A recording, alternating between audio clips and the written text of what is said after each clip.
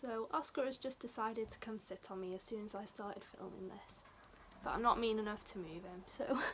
So if you're coming to Staffs in September, chances are you don't really know the city very well, maybe you haven't been there much, so I'm going to tell you some things that will surprise you about Stoke-on-Trent and Staffordshire. The first thing that will surprise you is its location. So obviously with Stoke being quite a built-up area, you imagine its surrounding locations to be the same, but that just isn't true. Literally a 10-15 minute drive down the road, you're in the middle of the Peak District. If you haven't seen the Peak District before, I will insert some pictures here to show you how beautiful it is. I mean, it's really not often you get a city that's that close to beautiful locations like that.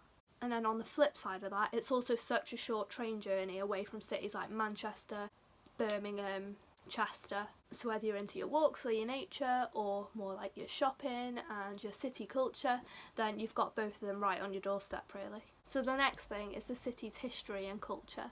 When I first moved to Staffs, I was actually shocked at how much culture Stoke had. Literally everything from pottery and design to oatcakes. And what I think is really nice as well is that everyone from Stoke seems really proud of it. Like literally, try telling someone from Stoke you don't like oatcakes. Another thing is the amount of creatives that there are in Stoke.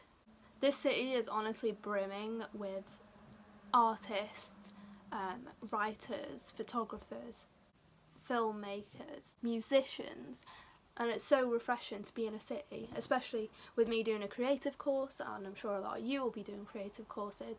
It's really nice to be in a city where you're surrounded with like-minded people and people you can collaborate with and take inspiration from. And along the same lines, the music in Stoke has always shocked me. Not only are there so many good bands and artists that come from Stoke, but also there are so many people who come to perform in Stoke. There's a venue called the Sugar Mill and it's only tiny, but the amount of good people who perform there before they get mega famous. This year I've seen Pale Waves and the Wombats there, and when you go in there's posters everywhere of people who have performed in the Sugar Mill. There's bands like Coldplay, the 1975, I can't even remember who else there is, but literally there's like a whole stairway of like really big famous people now who have performed there. Plus the tickets are really cheap, so you know, you might be seeing the next big thing.